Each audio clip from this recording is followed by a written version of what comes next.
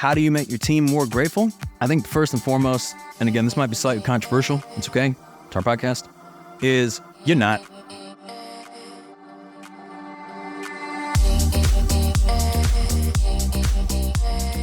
I'm Michael Mogill, founder and CEO of Crisp, the nation's #1 law firm growth company. I've built my business through practice, not theory. Crisp started with just $500 to my name and has grown to over 8 figures in revenue over the last few years, earning a spot on the Inc. 500 list of the fastest growing private companies in America. Our approach has been to take everything we've learned about generating massive growth within our own organization and help the country's most ambitious and committed law firm owners do the same for theirs. In each episode of this podcast, I sit down with innovative market leaders from the legal industry and beyond to learn from those who thrive in the face of adversity, challenge the status quo, and define what it means to be a true game changer. This is Jessica, Head of Coaching Strategy at Crisp, and today we're flipping the script for another special edition episode to get Michael's take on how to cultivate a culture of gratitude in your law firm, why intentional and meaningful team appreciation doesn't have to break the bank, and why attaching expectations to giving can foster a sense of entitlement. First time you do something, it's nice. Second time you do something, it's an expectation. The third time, it's entitlement. So it's just understanding that if you give with an expectation of some sort of return, you're doing it wrong. That's coming up on the Game Changing Attorney podcast.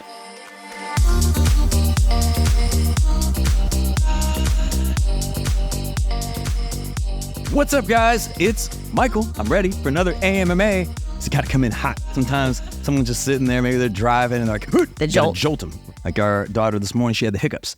And she's like, Dad, I got the hiccups. And I said, all right, do you want me to scare you? And she said, yes. Okay, because she knows that if I scare her and startle her, it could fix the hiccups. Turns into a jump scare. So I was like, are you sure you want me to scare you? And she says, yes. And I'm like, are you? And then she just startles herself, hiccups are gone. Boom. Okay. If anyone right now is listening to the podcast and you had the hiccups, now you don't. So this is another AMMA. This is ridiculous, right? I love doing these, but welcome. You guys submit the questions. We answer the questions. You can submit them at 404-531-7691. You can text us, okay? If you text something weird, we might not respond, but if you text something funny, we definitely are going to respond. I got a text earlier that was asking me, who did I have, basically who my thing is going to win, Jake Paul or Mike Tyson in that boxing match. But you're not going to know the answer because I responded to them privately. So if you want to know the answer, you got to text me at 404-531-7691 and I'll respond to you and you can find out if you're curious, right? And you're like, oh, maybe you don't even give a shit. So if you're tuning in for the first time, which most of you are not, 3 types of episodes in the podcast. We've got our traditional interview style episodes. We bring on experts from the legal industry, beyond the legal industry, all over the world. Best-selling authors, elite athletes, etc. And I interview them. Then we got the encore editions, the most popular episodes of the podcast. We bring them back. People love these things, okay? So maybe you heard something 3 years ago, and now you're hearing it again, and it resonates differently with you. And then finally, the AMMAs. Now, the podcast has been and will always be, so long as I live and breathe, free. But if you enjoy the podcast, you get value from it, we make you laugh, we make you cry, whatever it might be, please go on Apple Podcasts and leave us a 5-star review. This helps us reach more people, helps us book more guests, and please share the show with someone that you might find would be valuable. I will say, though, I would not run any ads. I have been getting a lot of questions about the 2024 Game Changers Summit that is by invitation only. And they're like, by invitation only? What? I've never seen a legal conference that I couldn't just go online and buy a ticket for. And I'm like, exactly. Okay, so after hosting the largest legal conference on the planet back in 2022 at Mercedes-Benz Stadium, we realized we don't really have any trouble filling a room. So how do we make the event better? Because we're going to have great speakers and we're going to have great content. We're going to have great experiences. It's going to be phenomenal. But the thing you can do to make it even better is to make sure that the people in the room are the most committed entrepreneurial law firm owners in America. So that when you are sitting at a table, you know you're around somebody who's committed and driven and you're having the type of conversation that lifts you up. And then when you're in the bathroom, you don't have somebody looking over at you at the stall saying, hey, would you be interested in legal funding? Right? And we're not going to have that at our summit. So that's why we made it by invitation only. You go to crispsummit.com. You can submit a request for an invitation. We'll go and research your firm. We'll vet you. And if you're a good fit, we'll send you an invitation to buy a ticket. But already at this point, we're going to have several thousand people there. And I think they were telling me we're already halfway there. okay? Because we already enrolled all of our, all the Chris clients, right? They had early access anyway. So now it's like everybody else. And we only have, 3,500 seats at this one? Gonna be a heater. We already announced Nick Saban. Yeah. That's gonna be a good Roll one. Tide. Yeah. And what if I told you Nick might be one of the less impressive speakers that we'll be announcing? So again, if you're interested, go to crispsummit.com. This is gonna be our best summit and our best conference. If you have not been to the Game Changer Summit, you've been to other legal conferences, well then I feel sorry for you, because it's like you don't even know what's on the other side. This is gonna open up a whole new world. It's actually gonna spoil all those other conferences for you, because now you're gonna see what it looks like when someone takes this seriously.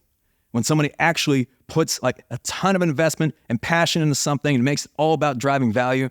Because, and I'm not saying this goes for all legal conferences, but many of them, quite frankly, are a bit lazy. Meaning they do the same thing year over year over year. Like there really isn't a focus on the client experience and the attendee experience. The speakers are the same people that you see at every other legal conference.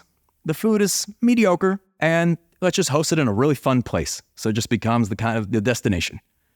So you can up the ante by actually going all in and making it a VIP experience for all and a transformational experience where you come back a changed human being. That's always our goal every single time.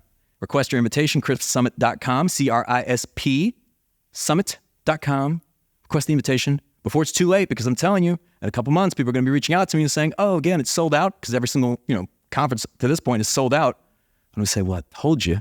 So with that, let's do the AMA. Let's talk about some gratitude. There you go. All right. So our law firm has been facing... Wait, hold on. That's the theme? Yeah. That's the theme of this episode, gratitude? Yeah. Oh, I love it. Building a culture of gratitude. Culture of gratitude. That was a nice segue, nice tee up there. I love it. Let's do it. Our law firm has been facing significant economic challenges this year. Morale is low, and team members are feeling the strain of increased workloads and financial uncertainty. How can we cultivate a culture of gratitude within our firm to boost morale and resilience even during these tough economic times? Yeah, so if you're experiencing some economic challenges this year, you are not alone. I would argue that this has been a more difficult time for business owners. It's been more expensive to do business. There's a lot of economic uncertainty. You're seeing what's happening with inflation. We got wars going on. It's just a difficult time. And I don't know that enough businesses are talking about it, but internally and privately, I know a lot that are struggling. More are struggling than those that aren't, okay? And how can you navigate this or ensure your team is grateful throughout this process? Well, I don't know, take them to a third world country, okay? And they might see that, when they return, they're living in the four seasons, because their life is the four seasons, because they're wondering, oh man, I can only order out to eat on DoorDash a couple times this week, and I can only get Starbucks 4 times this week. And I've had to kind of trim down on Netflix from the 4K plan to the ad-supported plan. And, it's difficult. But then you go to one of these third world countries, and they don't even have plumbing. There's no clean water. You got, just rivers of shit that they're living in. No Amazon Prime. And they were trying to work all month long, maybe 2 months, maybe 3 months, just to get a new pair of shoes. So maybe you just take them to one of those types of environments, and they're going to come back hella grateful. But let's say you can't do that. The second best thing that you could do is, I think as a leader, can be sometimes difficult, to admit any sort of weakness or vulnerability. But as we talked about on this podcast in the past, it's actually a strength. If people are uncertain and they're stressed out, one of the best things you can do is call everybody in for an all hands meeting, an all team meeting, and just be transparent and vulnerable with them about the reality of the situation at your firm. And I think that will go a long way. So meaning that you could say, look, here's where we're struggling. We're going to have to cut back on a few things, but you're committed to the long-term future. Obviously, this is a challenge. This is a challenge. Here's how you can step up. Here's how you can help. I'm going to commit to doing whatever it takes to navigate us through this type of situation. Here's the plan that, we have to get us there. And when people have clarity, that can help solve for a lot of things. Because if you're saying, well, I don't want to admit how bad things are, if anything, they're already uncertain and they're already kind of messed up. So they're going to gravitate to the worst possible scenario. They might think the payroll is not going to even hit the following week, okay? And you want to instead say, look, here's the situation. What you're actually going to find is who are the people in the foxhole with you? This is actually a great opportunity to find out who are those that are truly committed versus those who just simply come in for a paycheck. And again, I'm not saying there's anything wrong with that. That is, the majority of human beings, right? If you stop paying them, they'd stop coming in. I mean, they have to support themselves and their families too. That being said, if you've got some that are going to jump at the first sign of trouble, well, those aren't the ones that you're going to have with you in the long term that are going to be in the foxhole with you. Instead, what you're going to find is there are going to be some people that are going to step up in these moments and say, what can I do to help? And I think one of the best messages that you can give to your team is that if we can step up in this way, this department does this person does this, here's how you can help. We're going to have this type of outcome. We're going to get through this, right? Maybe you need to bring in more revenue, or maybe it's a cash flow issue, or maybe it's, a collections issue, or maybe it's just whatever. I mean, depending on whatever the situation is, if you give people the opportunity to step up, they might just do that. Because again, it's not like the job market's much better. It's cold outside, baby. So does somebody want to put themselves in a situation where they have even more uncertainty? Probably not.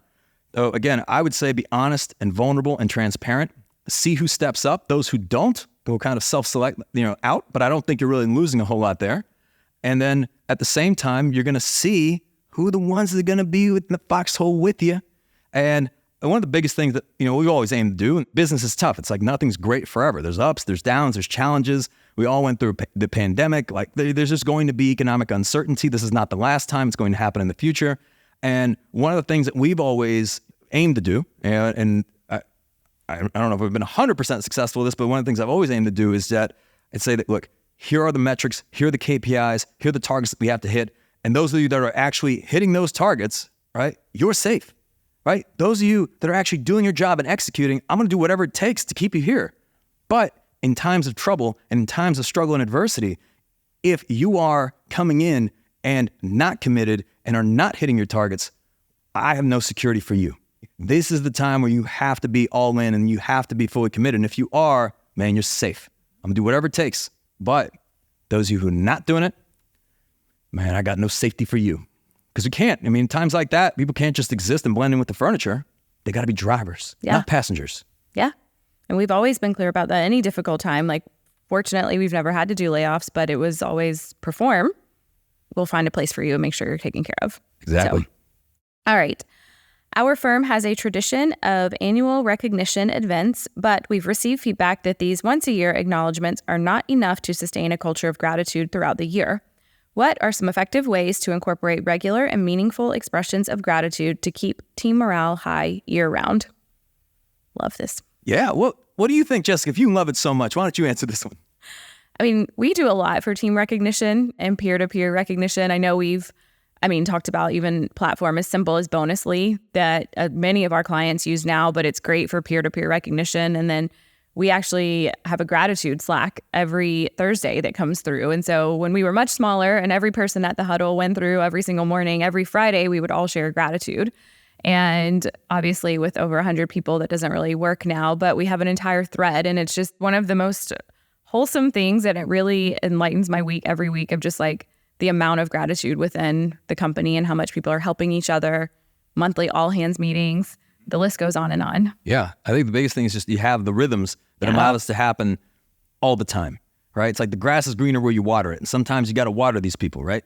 So meaning that Bonusly is something that it's a platform we use. We're not, we don't know affiliation. I mean, there's a lot of employee recognition platforms out there. This just allows the team to get a certain number of points every single month that we give them, and they can give out those points to other team members when they do things that align with the core values, right? So when they recognize someone, they also have to highlight the core value that they are meeting in, whenever it comes to whatever the act was.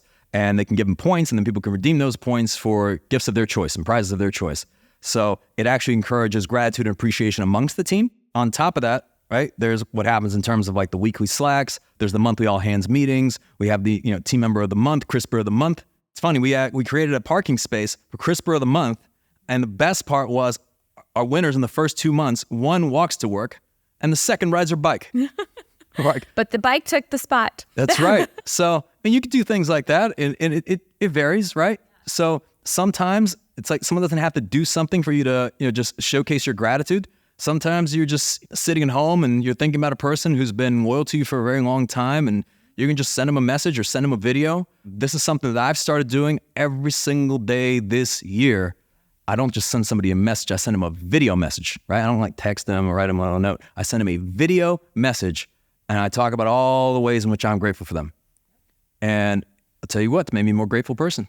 It's one of my habits. Every single day I do this. Well over 100 days. Yeah. Start to run out of people. You're like, man, when I start in gratitude twice, It's like you start with the friends, then you move on to the enemies, right? Now it's like, oh, I'm going to start sending gratitude to everybody, right? I'm grateful for you when you screwed me over all those years ago and you stole from me and now it empowered me to become a better person, right? I started doing even that because I'm twisted. So, you can extend gratitude to everyone. If you can't be friends, that's okay too.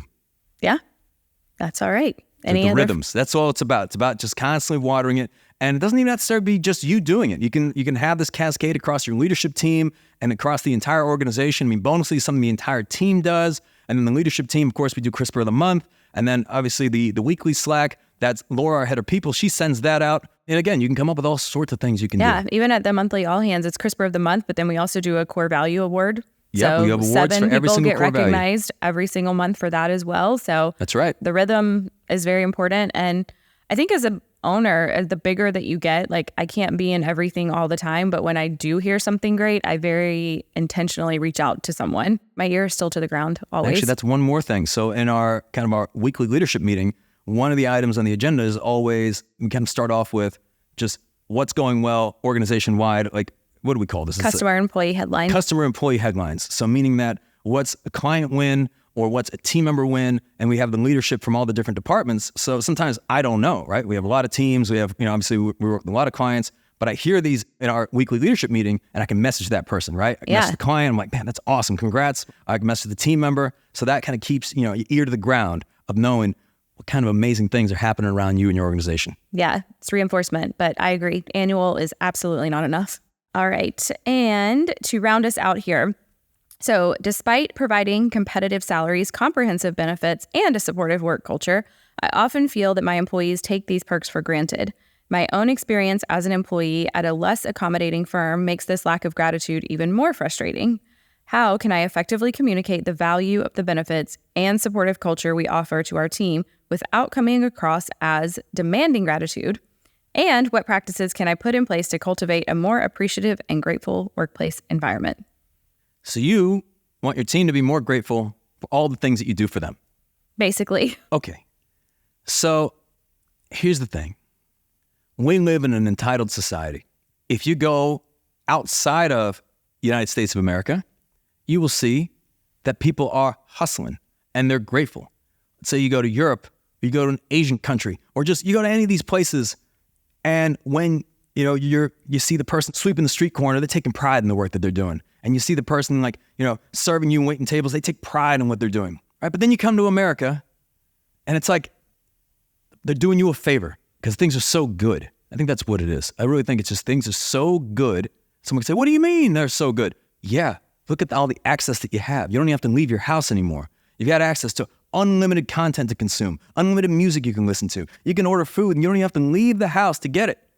You don't have to do anything anymore. It's like Wall-E. You do not have to do anything. You do not feel entitled to everything. You feel entitled to a certain standard. You get the new iPhone, right? You feel entitled to a certain quality of life because you see all these performances on social media and you're like, well, they went on vacation, so I must go on vacation. And they got a raise, so that means I must get a raise, right? And you start just comparing yourself to all these people when all you're seeing is the highlight reel. You're not seeing all the down moments. They're not posting the time they got laid off, and they're not posting the time that they weren't able to afford the vacation or they're in debt. You don't see that. So it conditions people to believe that there are people out there that have things that they do not, and as a result, the only reason that they feel entitled is because of this comparison.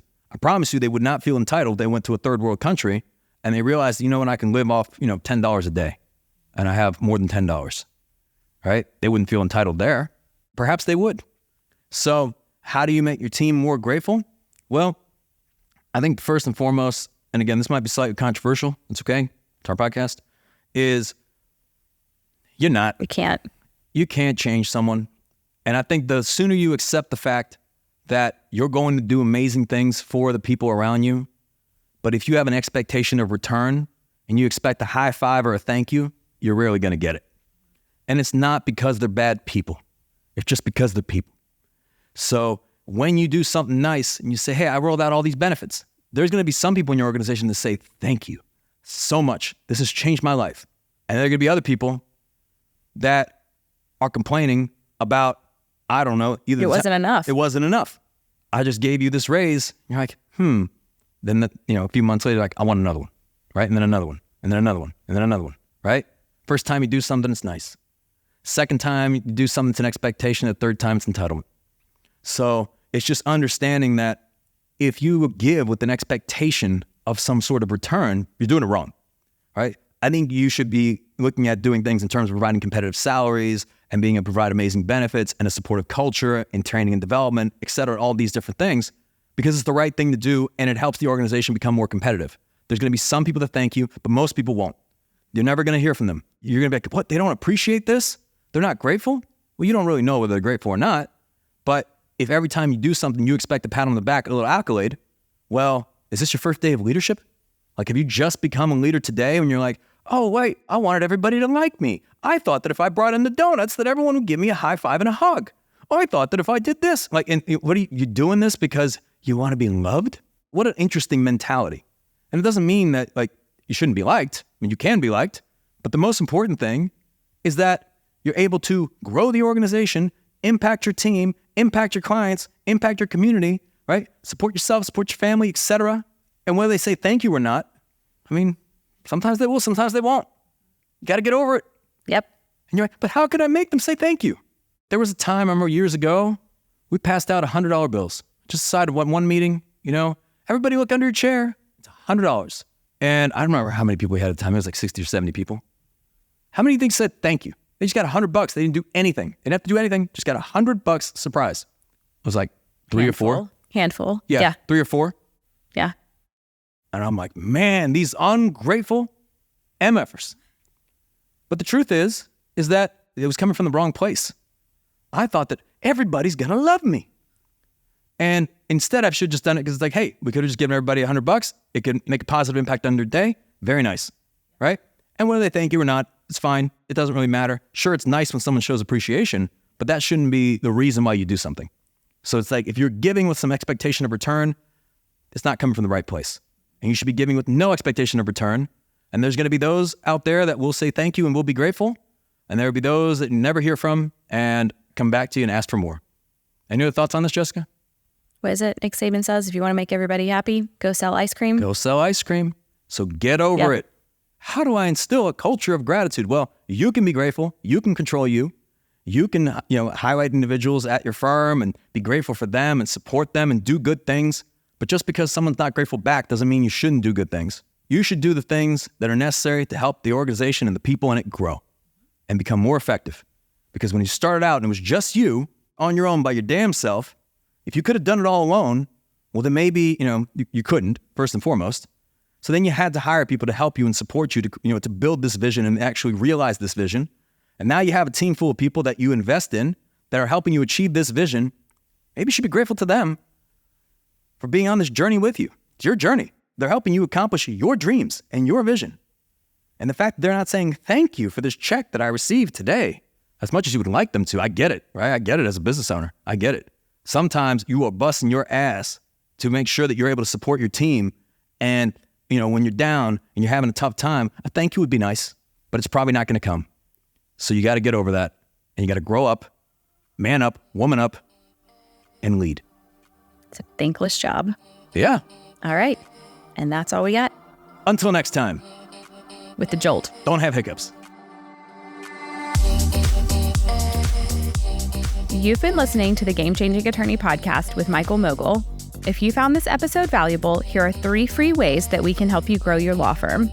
Number 1, download the first chapter of Michael's book absolutely free at gamechangingattorney.com. Number 2, you can shoot Michael a text at 404-531-7691 and ask him any question you'd like. You might just hear the answer on the next episode. And finally, number 3, if you can leave this podcast a 5-star review, it will help us gain access to more influential thought leaders and bring their lessons learned here to you. For more information on this episode, see the show notes in your podcast app or visit legalpodcast.com.